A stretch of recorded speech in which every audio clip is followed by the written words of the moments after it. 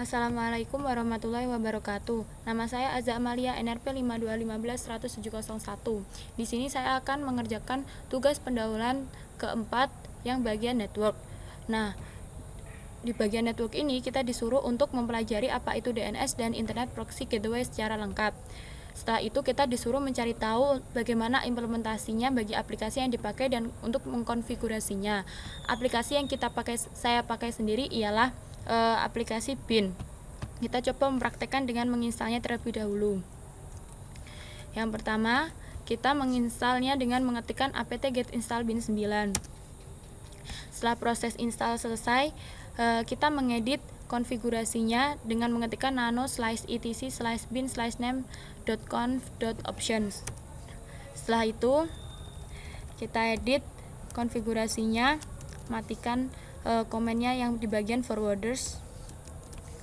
Setelah itu angkanya kita ganti menjadi 1.2.3.4 dan ditambahkan 5.6.7.8 koma. Di sini juga kita akan menghapus komennya. Setelah itu kita exit dengan ctrl-x, kemudian klik Y dan save.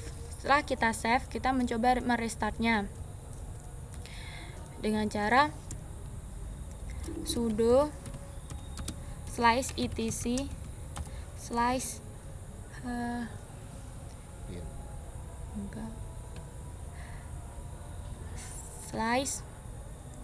di sini init.d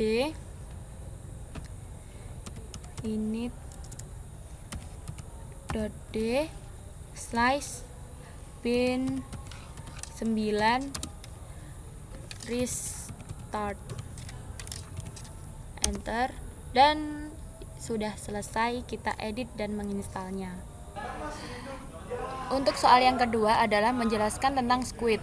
Squid adalah sebuah software internet cache yang digunakan untuk menyimpan data dari hasil browsing seperti file, image, script, video atau audio di Squid server lokal di komputer kita, agar browser tidak perlu mengambil data secara langsung dari server internet. Yang perlu diambil dari server internet hanya beberapa file update dari web yang kita kunjungi.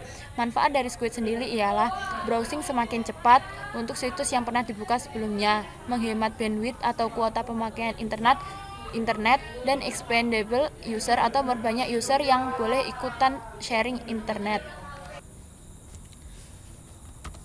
Setelah itu kita akan mencoba implementasi install Squid. Yang pertama kita akan menginstalnya terlebih dahulu. Sudo apt-get install Squid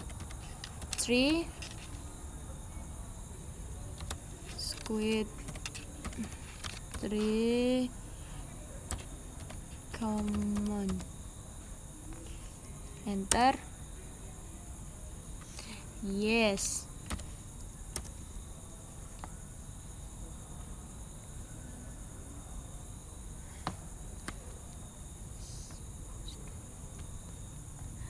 Setelah selesai menginstal, kita masuk ke cd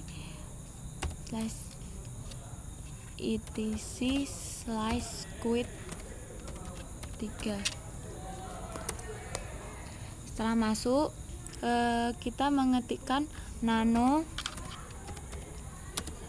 squid.conf untuk mengedit konfigurasinya. Ya, seperti ini. Nah, setelah itu setelah kita membuka scriptnya, kita coba menambahkan http _access allow localnet. Nah, itu berfungsi agar proxy server hanya dapat diakses oleh IP tertentu. Setelah itu kita save dengan cara exit, yes, enter. Setelah kita save,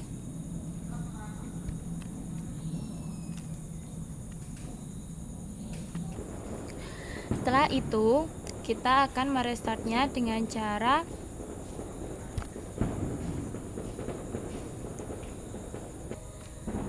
Setelah itu kita akan merestartnya ya dengan cara mengetikkan sudo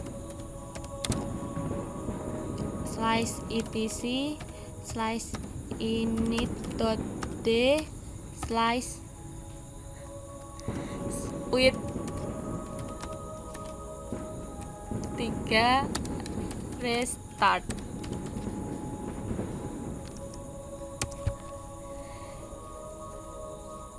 Is waiting.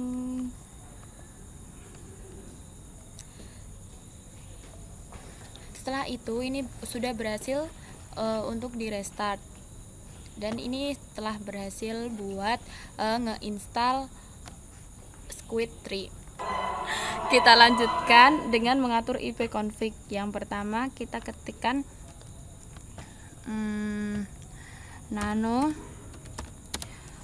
slice etc slice network size interface, enter. Nah, di sini ini dikasih hashtag. Setelah itu kita menambahkan kata yang ini. Nah, kita ketikkan ifesto ini, teks ini, lalu kita save, exit, terus yes. Setelah itu kita ketikkan lagi nano slice etc slice resolve.conf, enter. Kemudian tambahkan line berikut, contoh saja ya, ini nano server.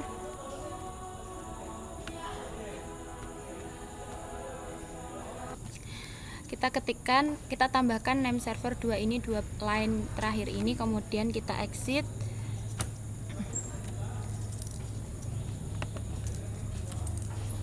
Kemudian sudah. Setelah itu kita restart dengan sudo etc init.d slice networking restart.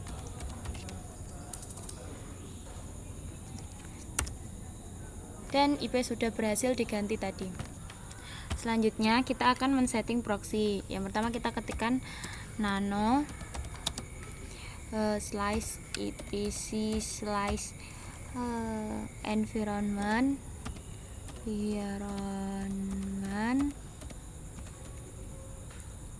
terus enter.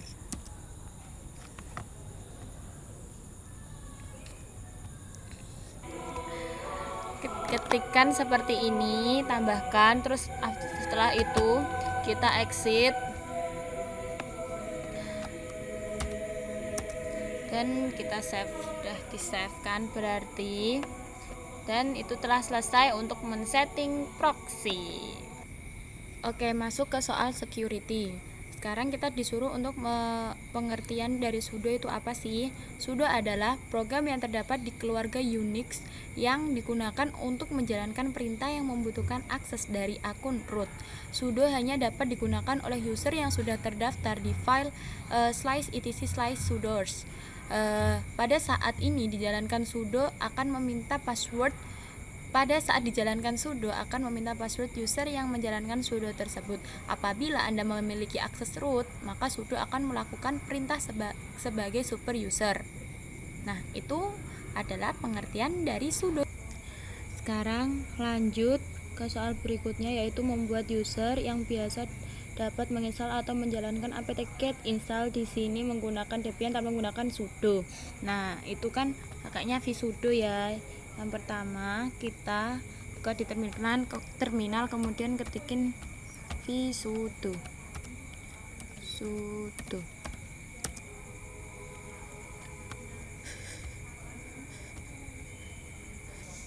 Nah, di bagian sini setelah kita membuka yang tadi itu tambahkan user aza di sini.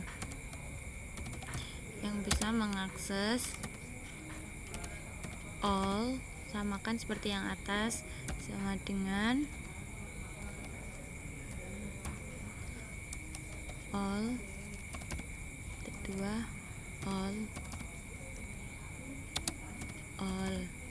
Setelah itu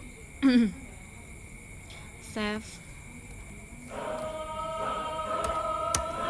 Nah, itu udah berhasil diganti. Sekarang login dengan username yang sama dengan ditulis tadi dan ketikkan alias apt-get sama dengan sudo apt-get, ketikkan kayak gitu. Bentar.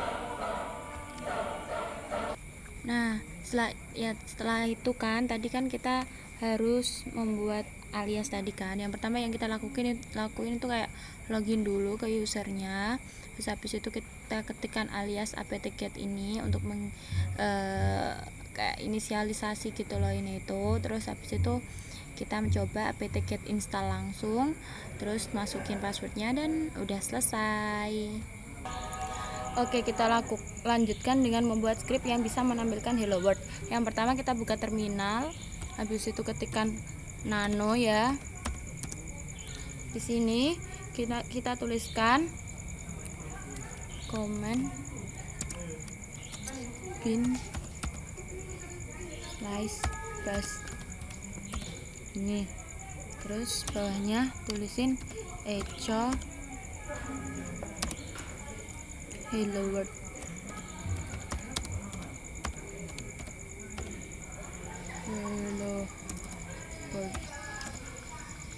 Kayak gini. Terus setelah itu simpan.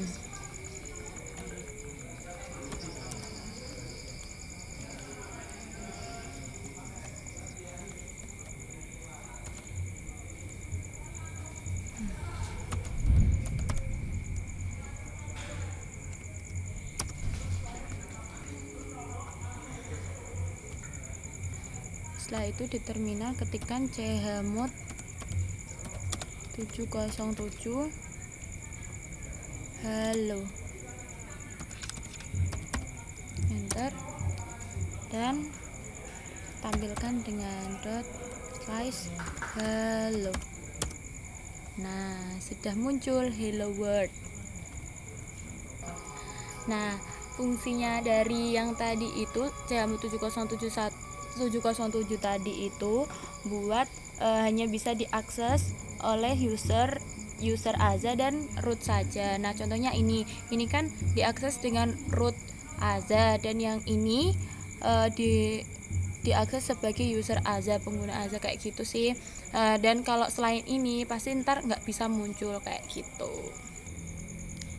Nah, sekarang kita lanjutkan ke IP tables. Nah, apa sih IP tables itu? IP tables adalah suatu tools dalam sistem operasi Linux yang berfungsi sebagai alat untuk melakukan filter terhadap lalu lintas data. Secara sederhana digambarkan sebagai pengatur lalu lintas data. Dengan IP tables inilah kita akan mengatur semua lalu lintas dalam komputer kita, baik yang masuk ke komputer, keluar dari komputer, ataupun traffic yang sekedar melewati komputer kita. Caranya sendiri ada cara add, remove, dan view.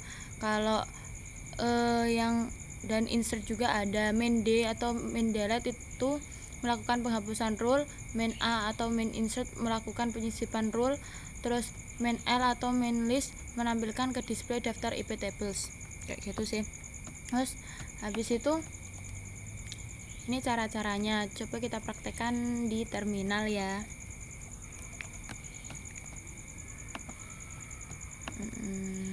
Ini di terminal.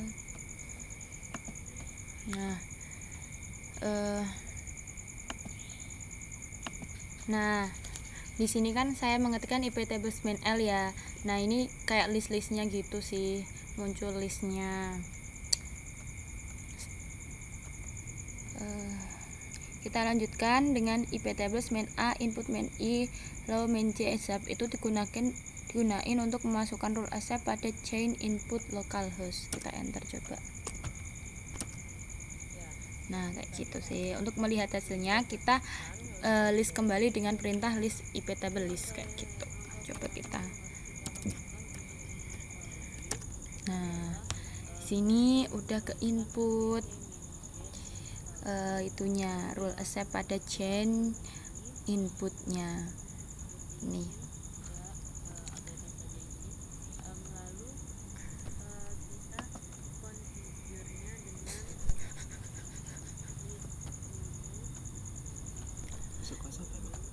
Kita lanjutkan ke IP table untuk mendelete ya.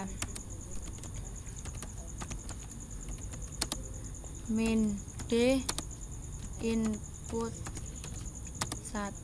Nah, misalkan kita hendak menghapus rule accept yang baru dibuat pada chain input, dimana dilakukan dengan cara yang kayak gini. Coba ya. Nah, ini udah berhasil dihapus. Coba kita list lagi ya. Nah, di sini kan nggak ada targetnya, ini kosong kayak gitu loh. Ini accept-nya tadi kan hilang. Sebenarnya kan tadi kan kayak ada accept all anywhere kayak gitu sih. Udah selesai. Oke, kita lanjutkan untuk menginstal Git ya. Yang pertama kita install Git dengan apt-get install Git. Terus kita tunggu. Setelah itu kita inisialisasi di sini di git init. Terus situ kita masuk ke repositorinya. Setelah itu kita balik lagi, di situ di which git. Setelah itu kita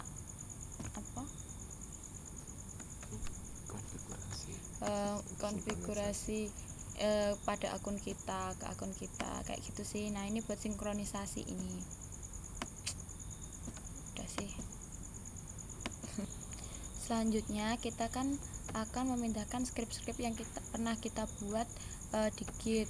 Nah, cara menambahkannya dengan mengetikkan Git terus add jam.shi ini nama filenya.